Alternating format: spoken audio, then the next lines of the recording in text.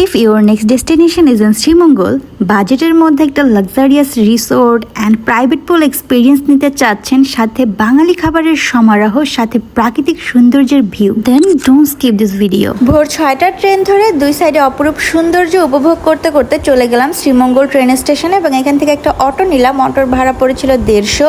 অটোতে বললেই হবে বালিশিরা রিসোর্ট। ওটা যাওয়ার পথে এরকম অপরূপ চা বাগান দেখতে পারবেন। ঢাকা থেকে আসতে সময় লেগেছিল মাত্র 4 ঘন্টা। চেক ইন হবে 2টায়। আমরা এই যে রুম পেয়ে গেলাম। আমাদের রুমটা কতটা সুন্দর, একটা লাক্সারিয়াস ওয়াশরুম ছিল, প্রাইভেট পুল ছিল। বালিশিরা রিসোর্টের এই রুমগুলোর এত ডিমান্ড কারণ প্রাইভেট পুলটা ছিল, এন্ড প্রাইভেট পুলটা কিন্তু রাতে ওরা খুবই আকর্ষণীয় ভাবে সাজিয়ে দেয়। কেউ ক্যান্ডেল লাইট ডিনার, বার্থডে সারপ্রাইজও দিতে পারবে। বালিশিরা রিসোর্টের রাতের ভিউটা সত্যি আকর্ষণীয়। যাক, রাতের কথা আমরা পরে বলবো। এখন লাঞ্চের সময় চলে আসলাম ওদের রেস্টুরেন্টের চারপাশে গ্লাস দেওয়া ছিল। প্রাকৃতিক সৌন্দর্য উপভোগ করতে করতে দুপুরের খাবারটা খেলাম। লাঞ্চে নিয়েছিলাম বালিশিরা স্পেশাল হাঁস ভুনা আর গরুর মাংস, যেটা অসাধারণ লেগেছে আমার কাছে। শ্রীমঙ্গলে এসে চা না খেলে কি চলে?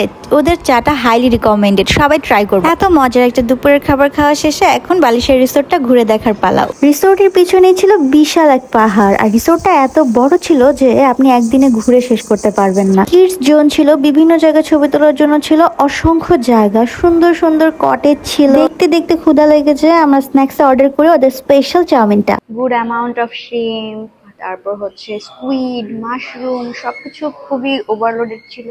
সত্যি বলতে বালিশিরা রিসোর্টের রেস্টুরেন্টটা খুব অথেন্টিক, হেলদি ফুড অ্যান্ড মজাদার ফুড সার্ভ করে। এটা হচ্ছে আমাদের বালিশিরা রিসোর্টের রাতের ভিউ ছিল। রাতের ভিউটা অনেক সুন্দর ছিল, চারদিক নিস্তব্ধ, শুধু পাখির শব্দ, আর ওয়েদারটাও শ্রীমঙ্গলের খুবই শীতল ছিল। রিসোর্টটা এত সুন্দর ছিল যে শ্রীমঙ্গলের সৌন্দর্য দেখার থেকে রিসোর্টটাই ঘুরে বেড়াতে খুব ভালো লাগছিল। একটা চাঁদনি রাত ছিল, আমি তো খুশিতে নাচ করতেছিলাম। দেখো কতটা সুন্দর। রাতে সুইমিং পুল ডেকোরেশনের ব্যাপারটা সত্যি আমাকে অনেক সারপ্রাইজ করেছে। কাপলদের জন্য আই গেস এটা বেস্ট প্যাকেজ হবে। খুব সুন্দর একটা মেমোরিজ তোমরা এখানে ক্রিয়েট করে যেতে পারবে। একটা ক্যান্ডেল লাইট ভাইব দিচ্ছিল। প্রাকৃতিক পরিবেশে বসে এভাবে ডিনার করা ব্যাপারটা সত্যি খুব সুন্দর।